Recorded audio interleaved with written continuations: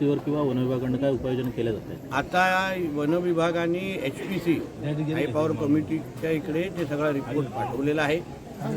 कर्नाटक, तमिळनाडू च्या इथे हत्ती कसं नियोजित पद्धतीने राहू शकत नाही असं त्याच सरकारने आम्हा लोकांना महाराष्ट्राला कळवलेलं आहे. म्हणून आता महाराष्ट्राच्या पातळीवर आम्ही काय करू शकतो? मग वंतारा आमचा पर्याय आहे का? महाराष्ट्रात दुसरा एकंदरीत आपण पर्याय उभा करू शकतो का? या बाबतीचा विचार महाराष्ट्र सरकारच्या पातळीवर वन खात्याच्या माध्यमातून आणि आमच्या गणेश नाईक साहेबांच्या नेतृत्वाखाली आम्ही सगळेजण बसून त्याच्यावर मार्ग काढण्याचं काम आमचं सुरू आहे. लवकरात लवकर त्या बाबतीमध्ये एक ठोस उपाय, असा उपाय आम्ही निर्माण करायला प्रयत्न करतोय जो कायमस्वरूपी राहील. त्याचा नुसता एका हत्तीपर्यंत विषय नाही, आपल्याकडे विविध प्रकारचे अन्य प्राणी पण आहेत. मग त्यांनाही एकंदरीत कसा तो तोडगा आपण काढू शकतो.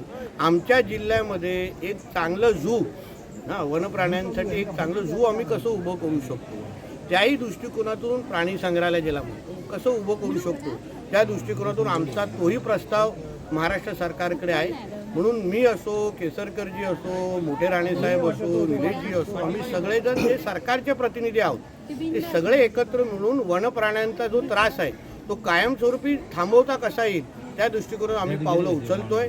एक चांगले कौतुकाची बाब आमचं वन खात्याचं करायला पाहिजे की गेल्या काही महिन्यामध्ये जवळपास 1000 माकडं आम्ही वन खात्याच्या माध्यमातून पकडून शेतकऱ्यांना खऱ्या अर्थाने दिलासा दिलेला आहे.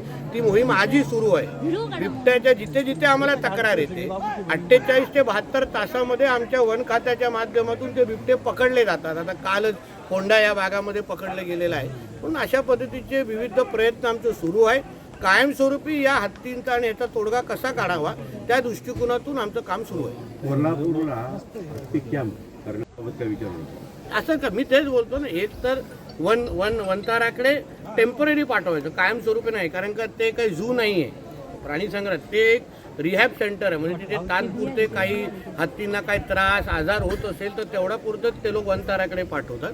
पण सिंधुदुर्गामध्ये राहून अशा पद्धतीचा कॅम्प कसं उभं करता येईल त्यावर आमच्या सरकार पातळीवर दोघांचीही चर्चा सुरू आहे. किनारीमध्ये सुद्धा अभयारण्यासाठी त्यावेळी जागा वन खात्याने घेतली होती, पण त्याचा पुढे काही नाही. तो मूळ संकल्पना केसरकर साहेबांची होती. त्या बाबतीमध्ये 2 बैठका झालेल्या आहेत. त्याही बाबतीमध्ये लवकर निर्णय घेण्याचा आमचा प्रयत्न आहे. साहेब, प्रस्तावित जे तुम्ही झू पार्क म्हणतात ते नेमकं कुठे असेल? सिंधू प्रस्तावित जे झू पार्क आहे आता त्याचे 2-3 स्पॉट आम्ही आयडेंटिफाय केलेले आहेत. खर्चही आहे. आता तो वन खात्याने ती माहिती आम्हाला, त्यांचा सर्वे सुरू आहे. ते 2-3 स्पॉट कुठले आहेत ते आज न सांगता फायनल जेव्हा आमचा सर्वे होईल तेव्हा तुम्हाला पूर्ण माहिती आम्ही त्या निमित्ताने देऊ.